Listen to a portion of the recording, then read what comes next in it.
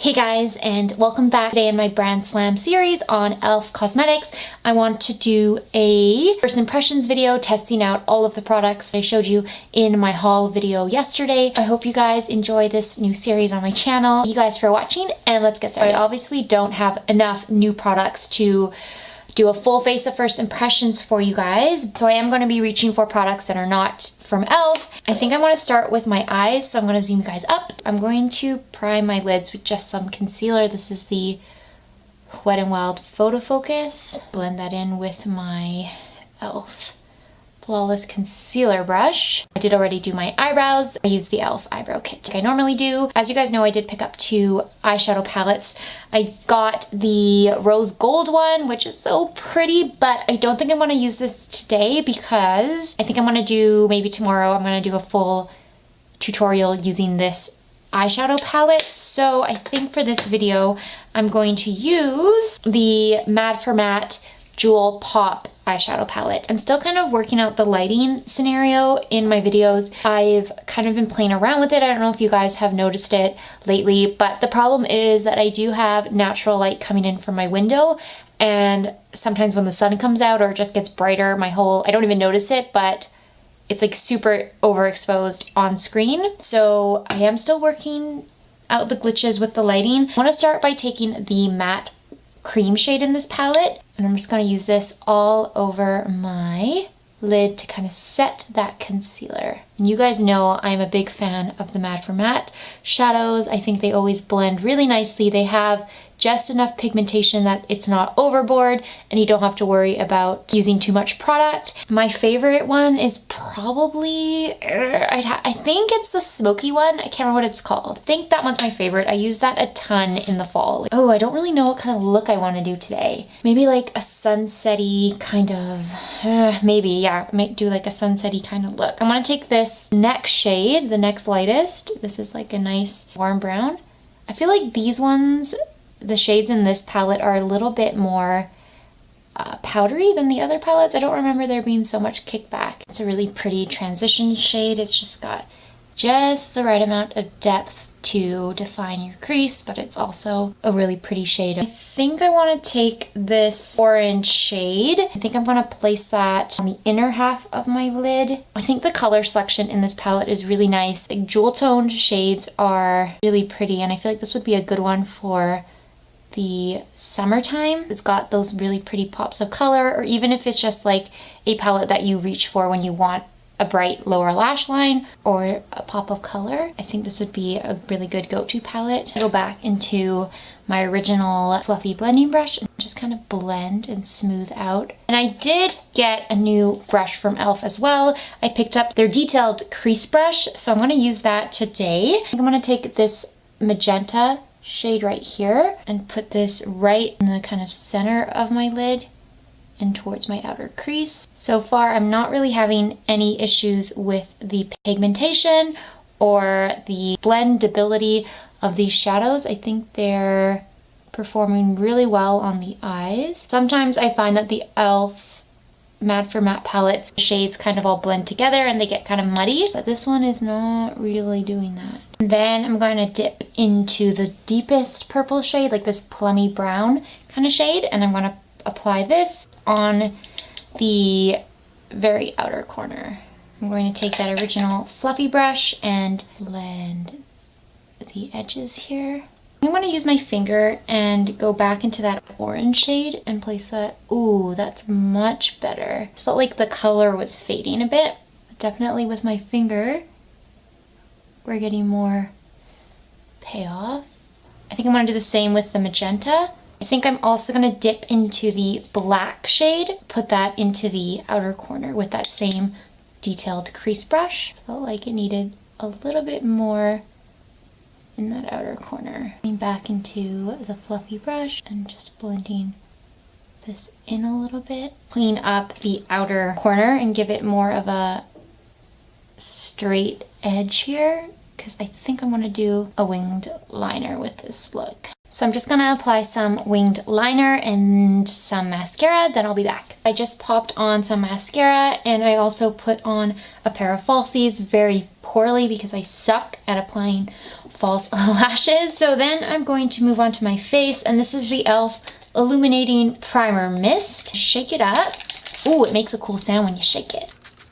Okay, these are like really heavy droplets, and I feel like that just got all in my hair that I just washed. Lovely. Need one of those like towel headband kind of things. It doesn't really smell. I don't know, I feel like it kind of feels a little bit greasy. I don't know if it's gonna like sink in. Okay, it's kind of starting to sink in. This mist is apparently supposed to prep your skin for smooth makeup application and a radiant look.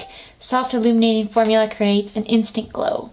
Today I'm going to use my L'Oreal BB cream. I've been really liking this lately. The weather took a turn for the worst out here where I live, so I normally would apply SPF, but because it hasn't been sunny at all lately, and I'm not planning on going outside today, I'm just gonna go straight in with the BB cream. I'm not noticing anything different with the way that this applied. I feel like it didn't apply any smoother with that primer underneath than it does without that primer. I'm going to just apply my under eye concealer. I'm gonna use that same concealer I used to prime my lids.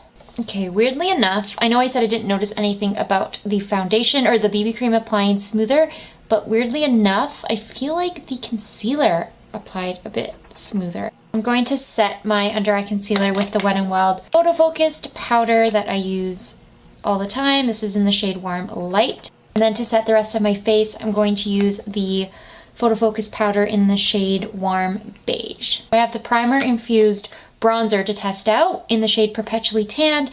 I also have the primer infused blush in the shade Always Fiery, which matches my sweatshirt. So I'm gonna start with the bronzer, and I do have a new brush. This is the e.l.f. stipple brush, which is like a really fat stipple brush. I've always, oh, this is so powdery. I've always wanted a fat stippling brush. I'm gonna just start bronzing my face. It is applying really nice and smoothly. I was afraid the shade in Perpetually Tan would be too light for me, but I feel like it is giving my face a nice bronzy look. Quite pigmented as well. If you're fairer than me, I feel like you need to be super careful that you're not applying too much. Get yourself a stippling brush so you can really control and shear out the pigmentation of bronzers and blushes. That's really nice. I feel like that's a super smooth and blended look. I like it. I'm gonna take the blush shade. I'm really nervous about this shade. It is a really, really deep blush shade, but it was the only one that was available. All the lighter shades had sold out when I was on the e.l.f. website, so I'm gonna go really, really light-handed with it. I'm just gonna like, eek, dip in. Ah, so much! Okay, I'm gonna tone that down with some powder. You definitely have to go light-handed. Oh my god.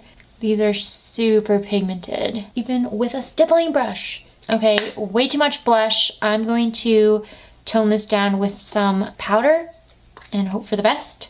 Okay, I can't even tone it down. It's so intense right now. Definitely get a shade that's not too dark for you, super duper pigmented. Maybe in the summer when I have more of a tan, this will work for me, but right now it's so intense. Oh my god. I think I want to just go in and finish off the lower lashes before I finish the rest of my face. By the way, these are what the eyes look like up close right now. I know this is really dramatic. I don't typically wear such dramatic looks, but today is a special occasion. I want to take that light brown, warm brown shade, and I'm going to run this along my lower lashes.